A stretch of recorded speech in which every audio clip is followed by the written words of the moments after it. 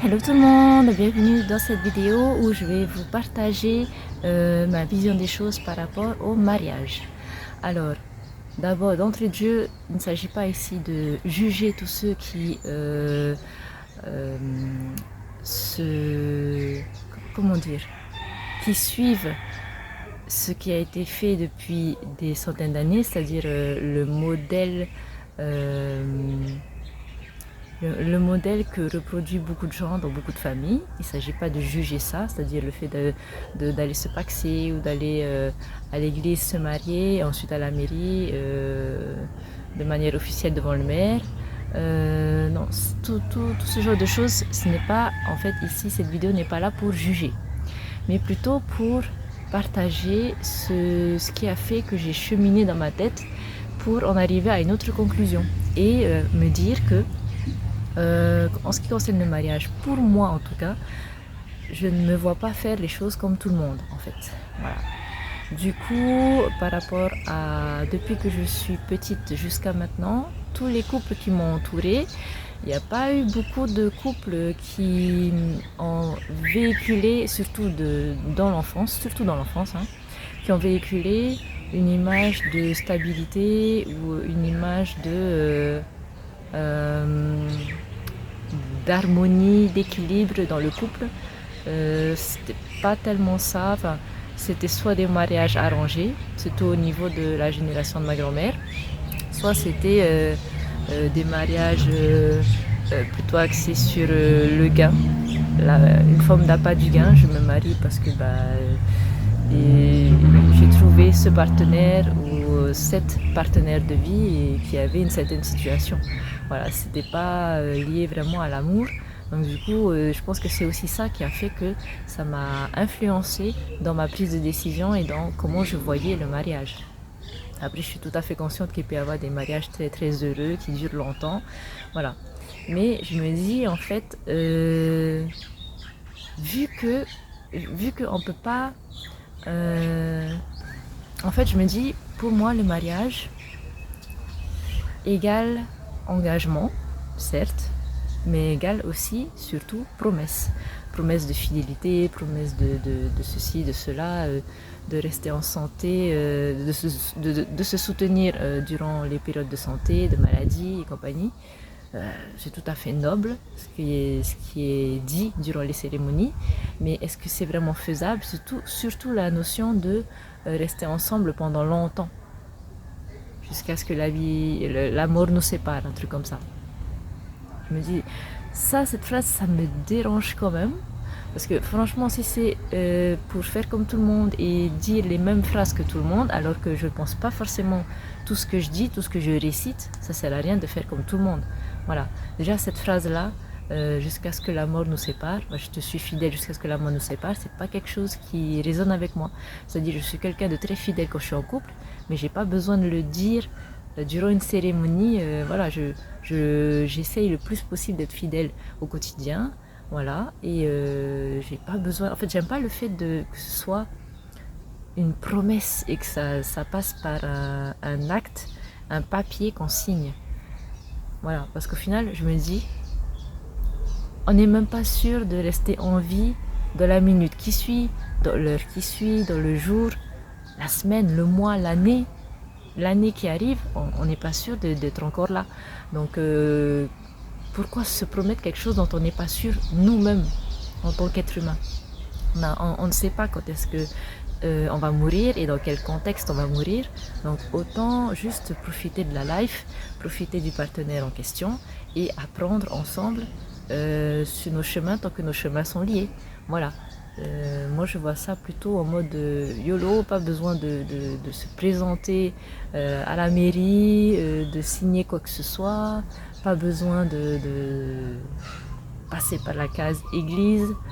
Si ça te convient pas, enfin si moi ça me convient pas, je vais pas me forcer.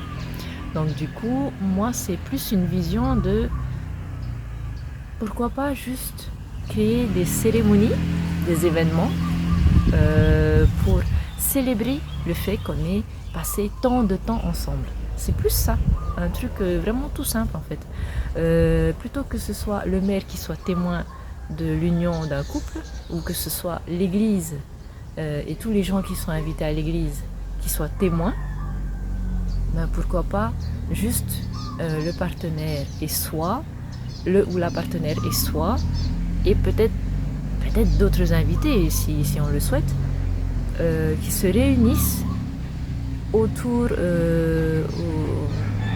d'une table, à un restaurant ou même dans une forêt, je sais pas, peu importe le contexte, mais qui se réunissent pour fêter le nombre de temps, d'années ou de mois même, passés ensemble.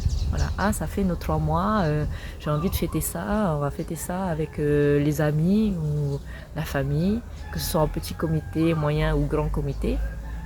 Ça c'est chacun qui gère, mais c'est en lien avec la famille, avec le partenaire en lui-même ou la partenaire, la famille autour, et en lien avec la nature. C'est la nature qui en est témoin de cet amour et du temps qui a été passé entre moi et mon partenaire, ou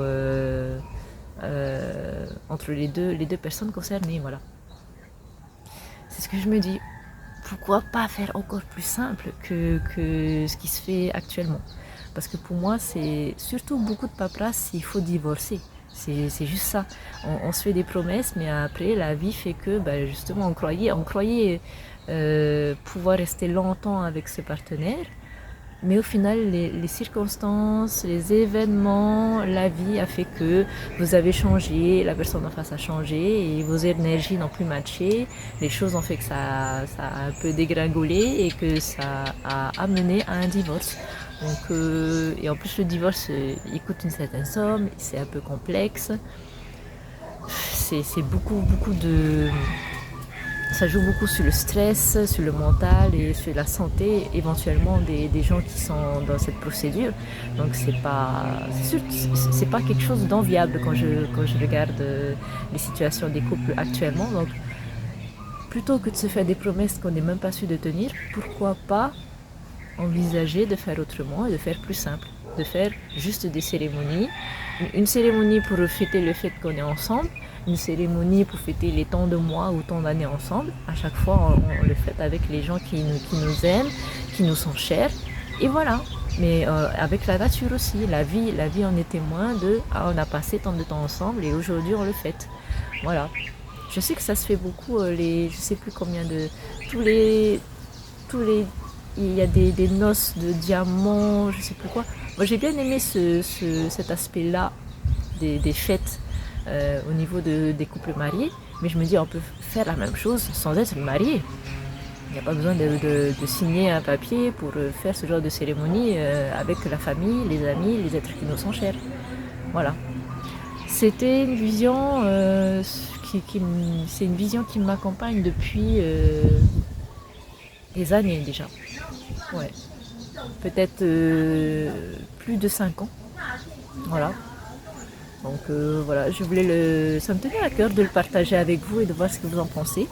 Est-ce que vous avez cette même vision que moi? Est-ce que vous vous êtes déjà senti comme enfermé? Si jamais vous avez déjà vécu un mariage, de par les promesses qui sont dites, mais qu'il y avait quelque chose qui ne collait pas en vous, il y avait quelque chose qui... vous prononciez les mots ou les phrases un peu à reculons, mais vous le prononciez quand même parce que il y avait toute une cérémonie autour et que vous ne vouliez pas décevoir la personne en face. Ou peut-être ne pas décevoir les parents ou je sais pas qui. Voilà, n'hésitez pas à me le dire en commentaire comment vous réceptionnez cette vidéo, ce que je partage, toujours dans la bienveillance bien sûr. Et puis, je pense que c'est tout, j'ai fait le tour. Ouais, j'ai fait le tour.